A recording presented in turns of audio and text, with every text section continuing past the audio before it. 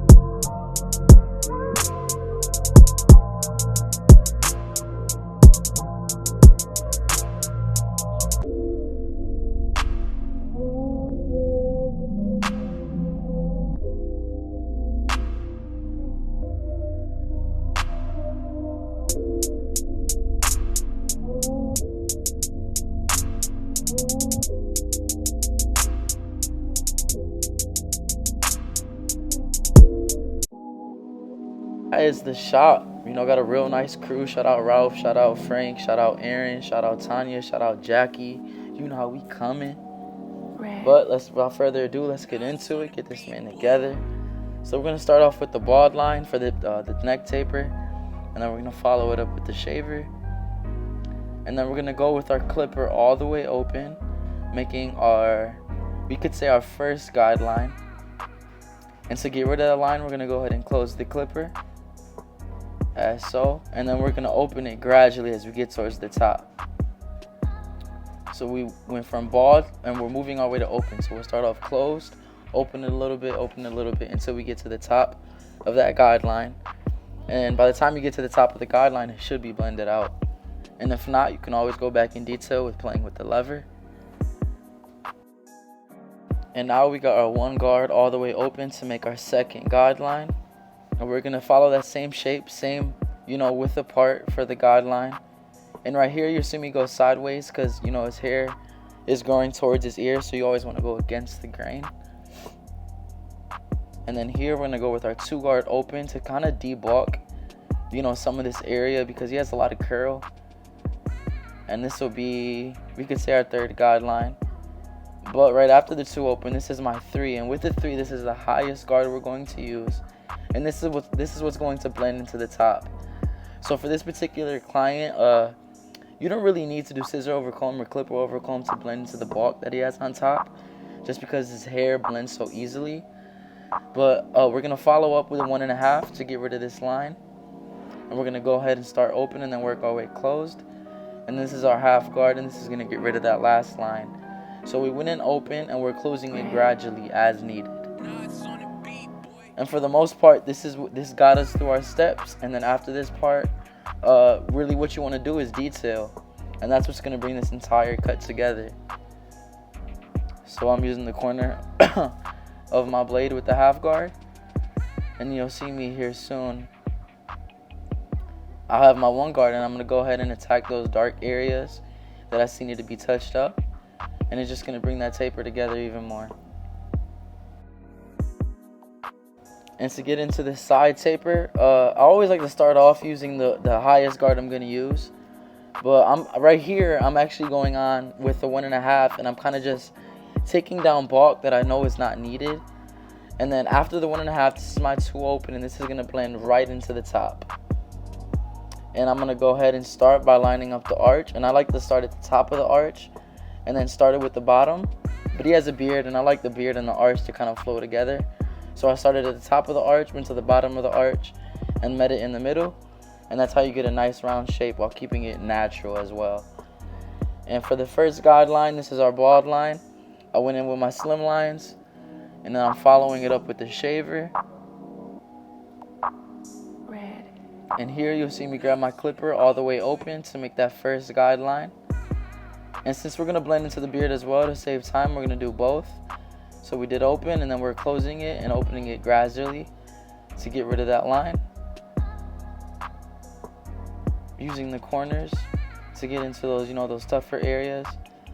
And then for the next step, this is our 1 guard open again.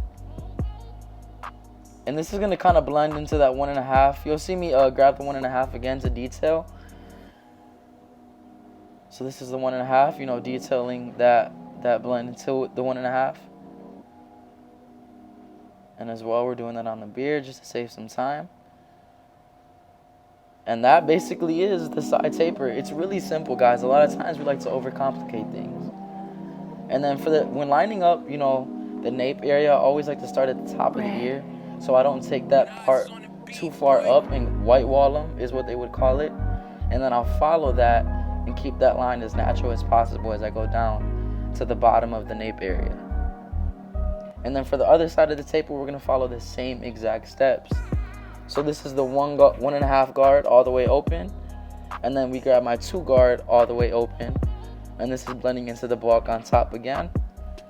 And then you'll see me here. This is what I skipped on the other side. Here I'm kind of getting rid of the hair that hangs over the ear because he doesn't really like that, and it allows for that the line on the nape to stand out even more. And then this right here, I'm going in, to line up the arches. So I start at the top, go to the bottom, meet it in the middle. That's how you get the nice round shape. And yeah, I explain these steps, with the neck taper and the other side of the taper. So I got a new camera, and this is really taking the videos to the next level. I'm super excited to push out more content with more quality, videos, because that's always better to watch. And I'm still learning how to edit, because I got a MacBook as well to try to make the editing process a little bit more legit. So I'm still getting used to it, but bear with me as we go through this learning process. Let me know what you think in the comments of how the video is going so far. And then sorry, getting over a cold. And then for the nape area, again, I like to start at the top of the ear and then gradually work my way towards the bottom to keep it as natural as possible. And when you line that neck taper up, man, it takes it to the next level. It allows you to see the taper for what it really is. That taper looks beautiful to me right now.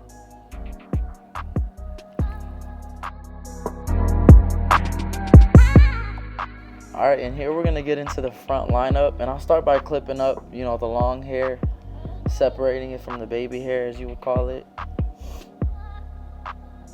And then I'm going to start in the middle of the forehead, and then I'm going to work my way up to the highest corner. And then I'll even the other side out with it.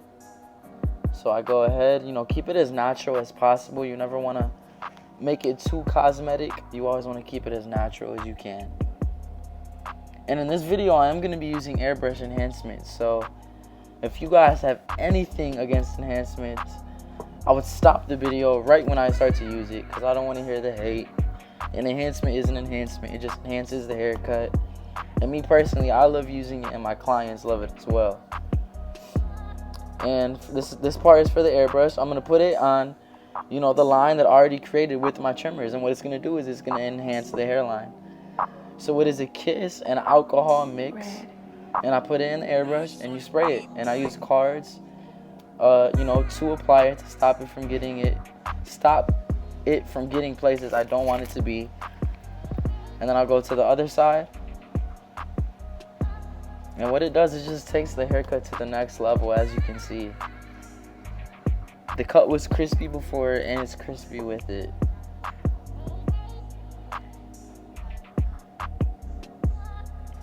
And it looks natural. There's a difference between overdoing it and keeping it natural. When you use enhancements the right way, it looks really nice because it looks natural. It doesn't look like you just spray painted somebody's hairline on. And then to get into the beard, again, you want to keep the beard as high as possible.